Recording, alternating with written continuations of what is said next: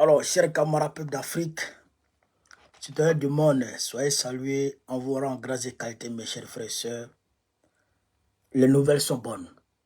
Ah non, non, non, non, non. Les nouvelles sont très, très bonnes aujourd'hui. Frère, je vous ai dit que dans ce pays, il faut croire que Draman là, c'est fini. C'est 2025 seulement qui est loin. Quand on s'assoit, on regarde 2025 là. C'est ça qui est loin. Ça reste 13 mois. Quelque chose qui a 50 ans, 60 ans, 100 ans. C'est pas 13 mois qui sera loin pour toi. On va patienter un peu sur moi. C'est fini pour Draman. Il est terminé. À Banapéou, même il n'y a rien encore. Afingesan dit qu'il ne veut plus de Draman. Afingesan, il a dit lui-même à son bureau politique, il dit qu'il ne veut plus de Draman, il veut de Gbagbo.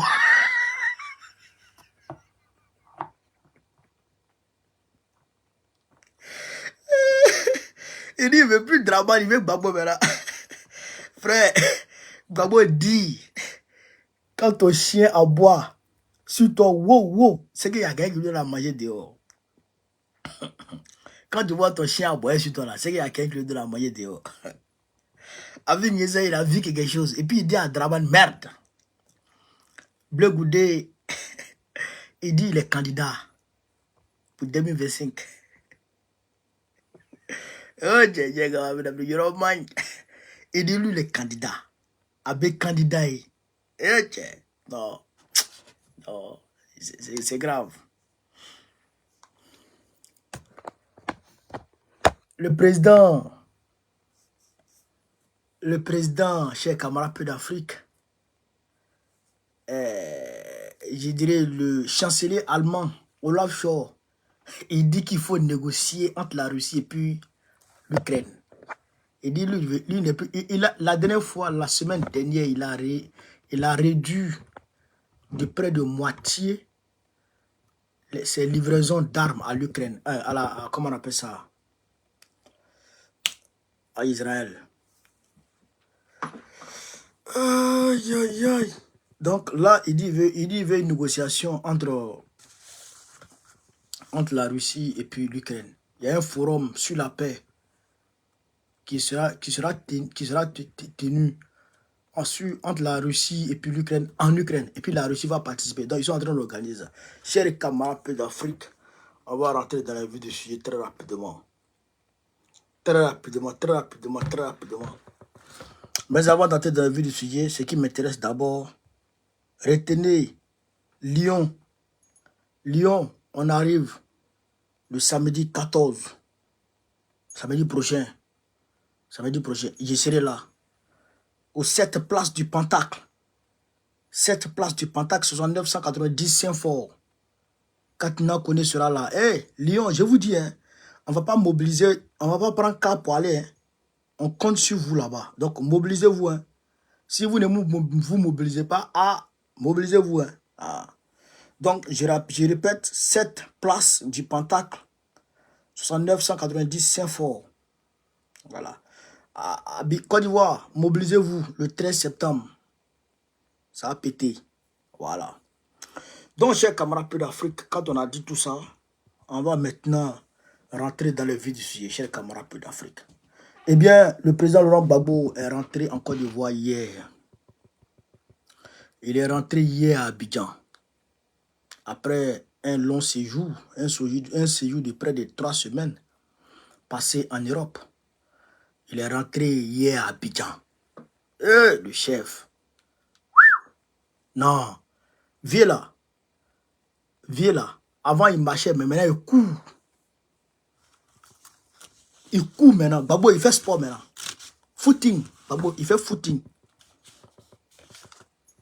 Footing que vous voyez là. Gbagbo fait footing maintenant. Tellement que le vieux, c'est qu'il est rempli d'espoir. Il est rempli de bonnes nouvelles. Les entrevues qu'il a eues ici, chers camarades peu d'Afrique, les missions qui ont été envoyées des 4 coins du monde, vous pouvez le trouver ici, dans sa résidence de Bruxelles. Chers camarades pays d'Afrique, allez là, le vieux, il est requinqué. Il est requinqué. C'est-à-dire que, non mais attends. Dès qu'il est rentré, vous voyez pas que ça bouge. Vous voyez pas que ça bouge. Vous voyez que ça bouge. Babo Laurent, les gens regardent le vieux là et ils pensent que c'est quelqu'un avec qui on doit s'amuser. Hein? Babo, il fait footing maintenant, vous allez voir. C'est-à-dire que si je me trompe, vieux là, il est capable, si Ouattara s'amuse, d'être à la tête d'une marche. C'est-à-dire que lui-même, il est en train de marcher. Mais c'est nous, on dit non, le vieux, tu as fait des affaires quand même. Tu as mis les affaires au monde. Il y a des choses, quand tu as des affaires au monde, toi, tu ne fais plus. C'est des enfants qui gèrent ça maintenant. Nous, là, on est là. Viens là. Il est en forme. Il a bonne mine. Il a dit, quand tu le regardes, tu as lui donné 40 ans. Babou, tu as lui donné 40 ans. Allez là, non. C'est-à-dire que il est chouette. Zo. Non, il n'y a pas... Ça y a. Aïe! Vous allez voir incessamment. Ridi, merci mon frère pour les étoiles. Vous allez voir incessamment sa prochaine sortie là. Vous allez voir. Vous allez dire, ah, on connaît vraiment. C'est-à-dire que vieux là, il rajeunit. C'est-à-dire qu'il a, alors, tu lui as 50 ans. Tellement qu'il est en forme, tellement qu'il est en jambes. Il porte basket et puis il va faire footing. Il porte basket et puis il va faire footing. Allez là, non. Atemaga. Babo, c'est un monsieur. Camarade peu d'Afrique. Donc, quand les Afingés ont compris que... les Afingés ont compris que... le vent tourne.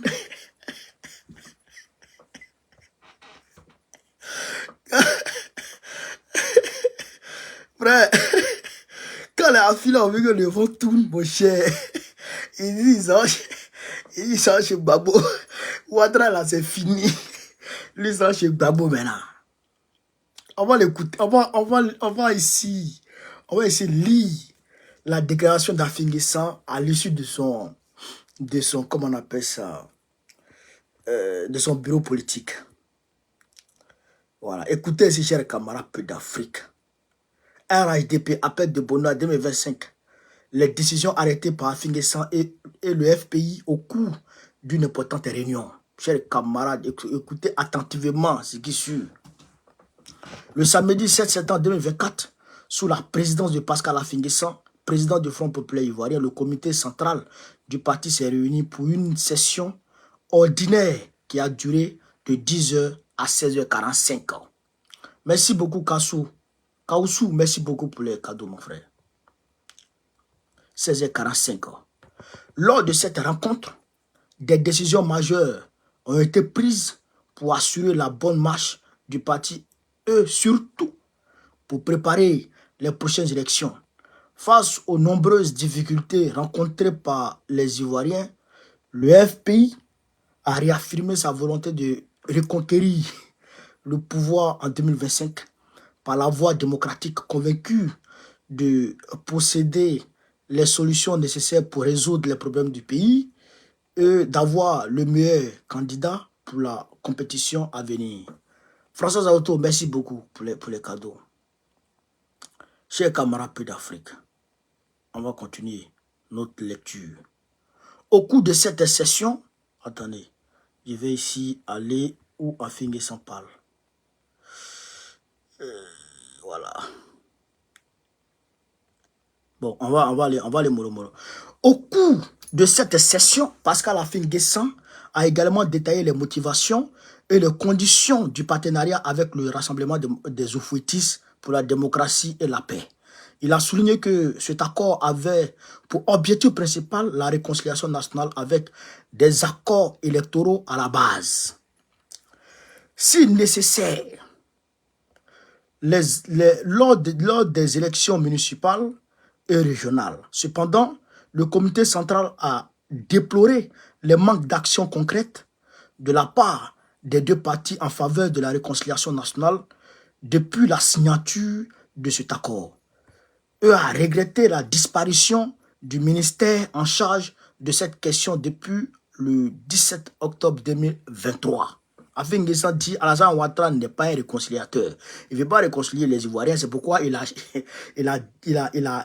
annulé le ministère de la réconciliation. Le comité a également critiqué le refus du RADP de participer à un séminaire national sur le bilan et les perspectives de la réconciliation nationale proposé par le FPI qui aurait pu renforcer le processus de réconciliation et garantir des élections libres, apaisées et démocratiques en 2025. De plus, il a observé que le RADP avait profité de la situation lors des élections locales, entraînant la perte de 2 mairies, Bongouanou et Agou, et d'un poste de député Bongouanou commune pour le FPI. En conséquence, le comité central a conclu que ce partenariat était devenu sans objet et caduc et a demandé au président du parti d'en notifier le président du RADP et d'en informer le congrès prévu pour novembre. Donc, Afin N'Guessan dit, chers camarades d'Afrique, que là, Alassane Ouattara s'est servi de l'accord, de leur alliance, pour aller prendre, lui, ses postes. Les 2 mairies qui appartenaient au FPI, ils ont pris. Les 2, comment on appelle ça, le poste de député qui appartenait au FPI, ils ont pris. Donc, ils ont tout raflé là-bas. Eux n'ont rien vu dedans. La fille, il est en train de se réveiller maintenant. Toutefois, la réunion a été marquée par une évolution importante dans les relations au sein de l'opposition ivoirienne. L'appel de Benoît lancé par Laurent Gbagbo pour inviter l'ensemble de l'opposition et la société civile ivoirienne à se rassembler a suscité des réactions positives au sein du comité central du FPI. Donc, ils sont intéressés. Chers camarades d'Afrique, on va avancer un peu. Afin N'Guessan a exprimé son enthousiasme pour cette initiative, soulignant qu'il s'agissait d'un geste inédit de la part de Gbagbo depuis son retour de la Cour pénale internationale. Il faut se féliciter de l'appel de Benoît parce que c'est nouveau que Gbagbo tende la main, qu'il ouvre les bras. Donc, Afin N'Guessan dit il faut se féliciter. C'est nouveau que par rapport au discours qu'il a tenu depuis qu'il est allé à la CPI, a déclaré Afin N'Guessan. Donc Afin N'Guessan dit qu'il est enthousiaste, il est content, il est heureux de l'appel de Benoît lancé par Laurent Gbagbo. Le président du FPI a également noté avec satisfaction que pour la première fois, Gbagbo avait envoyé le professeur Danon Djedje, président exécutif du PPACI, pour informer formellement le FPI de cet appel, même si cela n'a pas été fait publiquement. Pour AFI, cet acte marque un tournant significatif dans les relations entre les deux camps.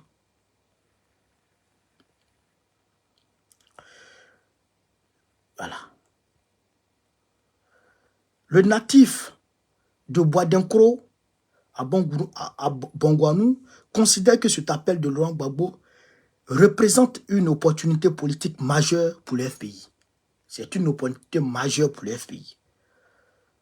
Tant que Gbagbo tend les bras et que ces bras-là sont orientés vers nous pour dire « Venez », c'est une victoire, a-t-il affirmé. Donc c'est une victoire que Gbagbo a ouvert les bras. Tout en soulignant la nécessité d'éviter de tomber dans des programmes qui ne seraient pas alignés avec les objectifs du FPI. Donc c'est bon. Chers camarades d'Afrique, vous avez entendu, j'ai lu le discours, je dirais, l'article sur Afin N'Guessan. Afin N'Guessan dit que son alliance avec le RDR, Alassane Ouattara a profité de lui. Alassane Ouattara a abusé de lui. Alassane Ouattara lui a volé ses postes de député Alassane Ouattara lui a volé ses postes de mairie. Alassane Ouattara a volé ses militants. Alassane Ouattara lui a tout volé. Donc maintenant, à partir du moment où Gbagbo, le président Gbagbo a ouvert les bras, Gbagbo lui a demandé de venir, lui vient. Et puis c'est un honneur. C'est un honneur. C'est une opportunité. C'est-à-dire que lui-même, il ne s'attendait pas à ça et puis il est content. Donc il va dans cette alliance. Chers camarades d'Afrique. Comment Mabanga? Comment Bana?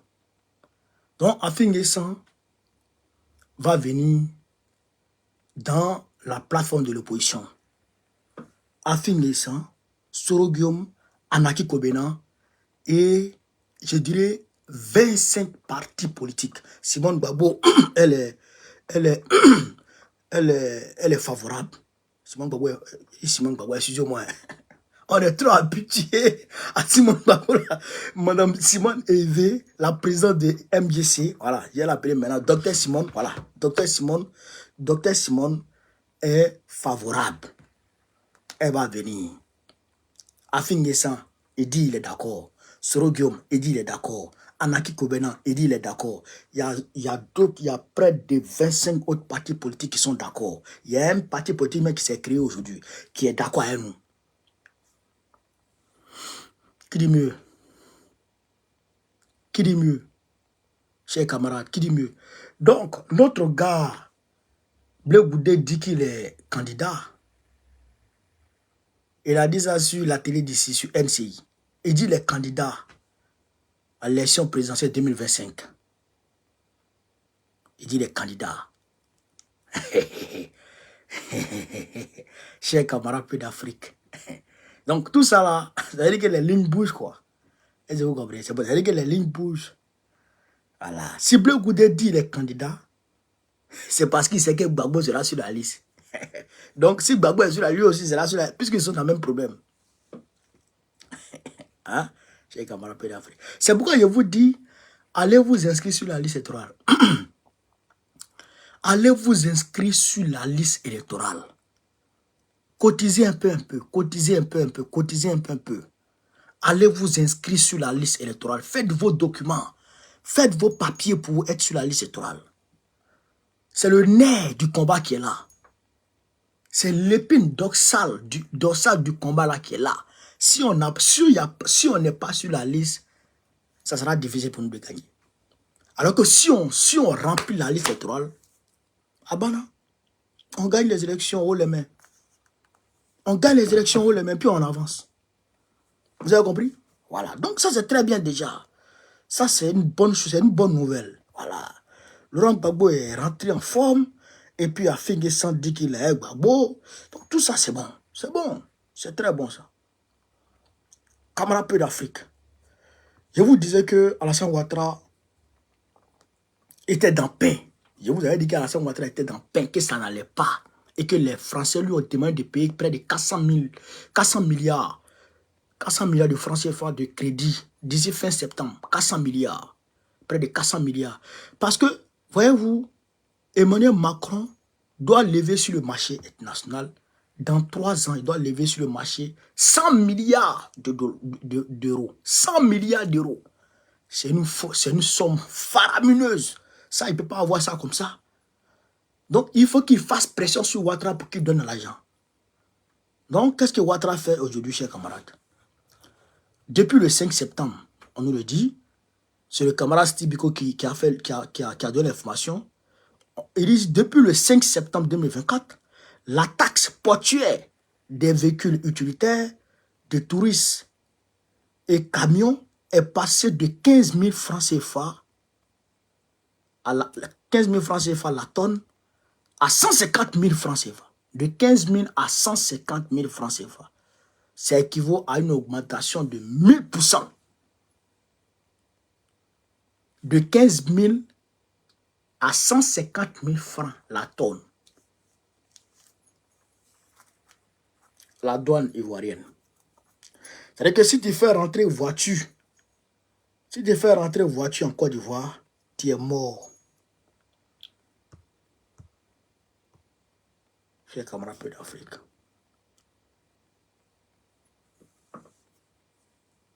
Tu vas rentrer voisin en Côte d'Ivoire, tu es mort.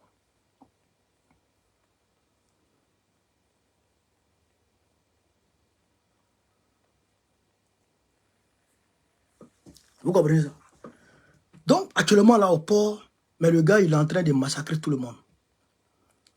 Ils sont en train de massacrer tout. Donc, c'est-à-dire qu'il faut que le gars rembourse l'argent des gens.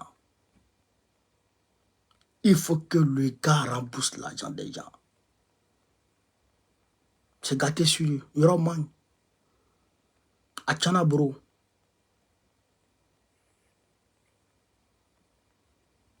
Achana bro. Donc, allez là. C'est-à-dire que le seul espoir des Ivoiriens, c'est Gbagbo. Il n'y a pas deux.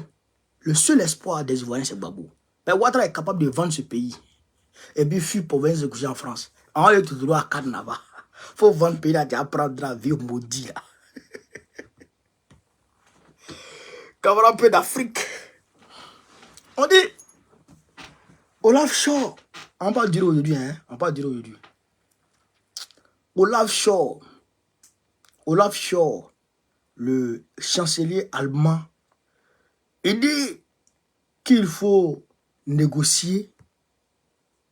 Il faut une négociation entre l'Ukraine et la Russie. Parce que la guerre là, c'est pas bon.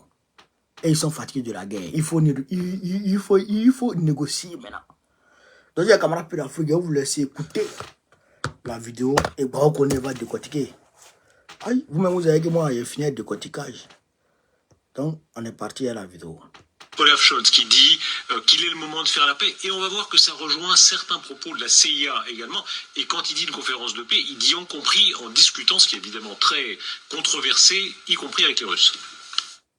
Je pense qu'il est temps maintenant de discuter de la manière dont nous pouvons sortir de cette situation de guerre et parvenir plus rapidement à la paix que ne le laissent penser les circonstances actuelles. Et c'est vrai, il est important que nous progressions. Il y aura sans doute une autre conférence de paix, et le président ukrainien et moi-même sommes d'accord qu'elle doit se faire avec la Russie. Voilà, alors la paix, hein, c'est un slogan un peu généraliste et général, mais ce qu'il dit quand il dit le président ukrainien, M. Zelensky et moi, sommes d'accord pour dire que cette paix doit se faire avec la Russie. D'abord, oui, la paix se fera forcément avec, se fait toujours avec l'ennemi. Mais moi, ce qui m'étonne un petit peu, c'est qu'on ne parle pas de victoire de l'Ukraine. On parle de la paix. Il faut obtenir la paix, ok, d'accord, mais... Le colonel Michel Goya, il est fâché. Cher camarade pédavrier, écoutez encore ces vidéos. Écoutez ces vidéos. Écoutez ces vidéos encore. Écoutez ces vidéos. C'est que l'Ukraine a perdu. Tous les politiciens le savent et le cachent aux Français. Les militaires le savent et ne le disent pas. Ils sont tenus à, c'est la grande muette, à l'obligation de réserve. Mais nos politiciens et nos gouvernants le savent. Emmanuel Macron le sait. Les chefs d'État qui étaient là en Normandie le savent. Biden le sait. Pourquoi l'Ukraine a perdu? Parce que, voilà les chiffres. Il y a un homme sur 7 sur le terrain, un Russe sur 7 Ukrainiens. Et d'ailleurs, Zelensky, dans les couloirs, a expliqué au chef d'État, si vous avez des Ukrainiens chez vous, vous me les envoyez, s'il vous plaît. Et pour les obus, c'est 1 à 10. Et petit à petit, la Russie grignote. Donc, il y a deux hypothèses. L'hypothèse la pire, on fait mine de ne pas voir que la Russie va gagner. On cache aux Français que l'Ukraine est en train de perdre. Et on fait joujou moumoute avec les missiles. Ou bien, deuxième hypothèse, on se dit, bon, il vaut mieux arrêter tout de suite. Et donc, on choisit la commémoration du 6 juin 1944 pour sortir de la logique de guerre et entrer dans la logique de paix. Parce qu'on parle beaucoup de la logique de paix pour Gaza et Israël, en expliquant les Israéliens maintenant sont devenus les nouveaux agresseurs, etc., ce qui est complètement faux. Ils font la... Vous avez compris?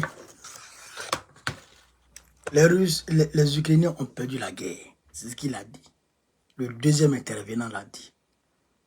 Le premier intervenant, c'est le président, c'est le chancelier Olaf Scholz, le premier responsable politique d'Allemagne, qui dit que lui et puis Zelensky sont tombés d'accord pour qu'au prochain forum sur la paix, et que le sommet sur la paix qu'il y a eu en Suisse, vous avez vu que Dragan Ouattara a été invité. Il y a beaucoup de pays qui ont été invités en Suisse. Mais la Russie n'était pas là. La Chine n'est même pas venue parce que la Russie n'était pas dedans. Donc, ils disent qu'ils vont organiser un autre sommet ou un autre forum sur la paix entre l'Ukraine et la Russie, en Ukraine, où la Russie doit participer. Vous comprenez ça? Pour la paix. L'autre gars dit que c'est un Ukrainien, je crois, pour 7 Russes. Un Russe pour 7 Ukrainiens en réalité. Un Russe tue au moins 7 Ukrainiens. Ça veut dire que les gars sont en train de finir. Un obus pour 10. Vous comprenez? C'est que les Russes ont l'avantage à tous les niveaux. Vous comprenez? Donc, l'hypothèse, on va dire, la solution ultime, c'est de parler de paix. C'est de trouver c'est de chercher à négocier la paix entre ces deux pays pour que ça finisse. C'est pourquoi la Russie est en train de courir, en train de grignoter, Alors, elles sont au niveau de Pokrov. Alors que Pokrov, c'est la ligne, je dirais c'est la ville par laquelle, c'est la zone par laquelle le ravitaillement ukrainien s'est fait sur le front du Donbass. Et que s'ils perdent Pokrov, si la Russie prend Pokrov, le ravitaillement ukrainien sera très difficile. C'est pourquoi vous avez vu, les Ukrainiens sont allés attaquer la Russie sur son territoire. Et Poutine a expliqué ça. Ce qu'il disait, c'est ce qu'il a dit. Il dit que les Ukrainiens ont fait incursion sur le territoire russe pour amener la Russie à abandonner le front au niveau de Pokrov pour faire comment on appelle ça, pour redéployer ses forces au niveau de Belgorod. Donc lui, c'est que c'est ça l'idée derrière l'attaque sur le territoire russe. Donc lui, il va pas vers ça.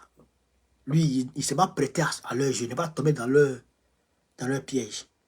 Donc, il a demandé à ce que l'offensive continue de l'autre côté, et puis il allait prendre d'autres soldats de l'autre côté, surtout même les Tchétchènes, et il les envoie sur le front, et puis ils ont réussi à contenir l'avancée ukrainienne, et donc ils les ont contenus, et puis l'autre côté, ils les ont bloqués, ils les ont calés, ils les ont stoppés, voilà, ils les ont stoppés, et puis l'autre côté, ils continuent le combat. Donc à l'air, ils sont en train de grignoter. Dans quelques jours, vous allez entendre que Pokrov est tombé, et puis ils vont continuer le combat, et puis tout le dommage va leur revenir. Est-ce que vous avez compris ça, chers camarades? Voilà un peu ce qui se passe dans ce pays. Voilà un peu ce qui se passe. À part ça, ça va. Les Français ont lancé la procédure de déstabilisation de Macron, de destitution de Macron. Ils disent qu'ils vont destituer Macron. Donc, ils ont lancé la procédure. Et je suis sûr que bientôt le Wawar va tomber. C'est ce que nous souhaitons ici. Chers camarades d'Afrique, voilà un peu ce que je peux vous dire ce soir. Pour finir, je vais vous dire, je vais retirer tout ce que je vous dis. Allez vous enrôler. N'écoutez pas les gens qui parlent. N'écoutez pas ceux qui disent Ouattara là, on ne peut pas, si ce n'est pas élection, on ne peut pas élection, on ne peut pas. Toi, tu connais quoi? Tu connais quoi? C'est Gbagbo là, que nous tous on su. C'est lui qui dit allons s'inscrire. Donc allons s'inscrire. Les gens vont bavarder à côté. Les gens vont bavarder. Il y a vous dire une chose, Dans un combat là, quand le leader dit on fait ça, et vous savez que ce gars-là, il est là toujours pour le bien pour votre bien. Et il vous dit, faisons ça. Et bien toi, tu dis, non, non, non, ce que le leader a dit là, c'est pas ça. Tu cherches d'autres alternatives, tu commences à dire n'importe quoi. Si tu ne fais pas attention, tu seras la cause de la perte du groupe. Oui, tu vas amener le groupe à perdre. Nous, les musulmans, là, nous, on connaît ça. Je dirais même ceux qui lisent un peu je dirais, les livres islamiques, ils savent ça. La bataille de Uhud. La bataille de Uhud. Qu'est-ce qui s'est passé? Le prophète, il a demandé à un détachement de hachis d'aller se mettre, vous connaissez les hachis là, non? Ceux qui lancent les flèches, d'aller se mettre sur une colline. C'est pourquoi on dit Uhud.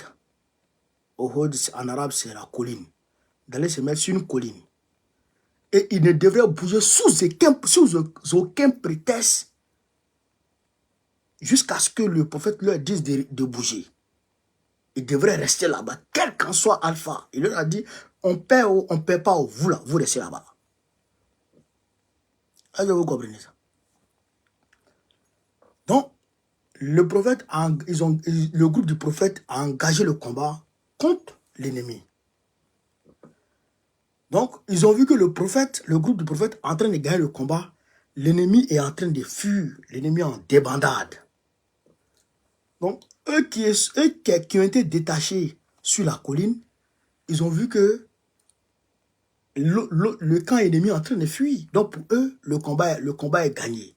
Et donc, ils sont descendus de la colline pour venir se mélanger à la foule, aux autres combattants sur le terrain, alors qu'ils ne devraient pas quitter là-bas.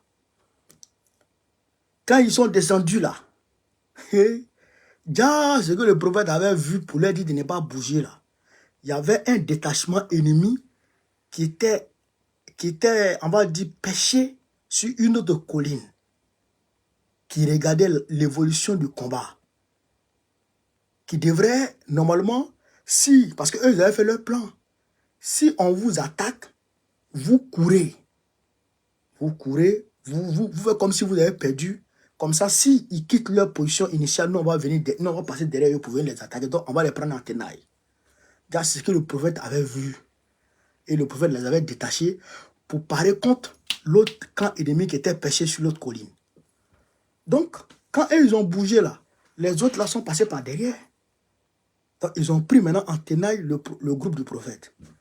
Ils les ont frappés. Hein. Ah, ils les ont frappés. On nous dit même que le prophète a perdu une dent.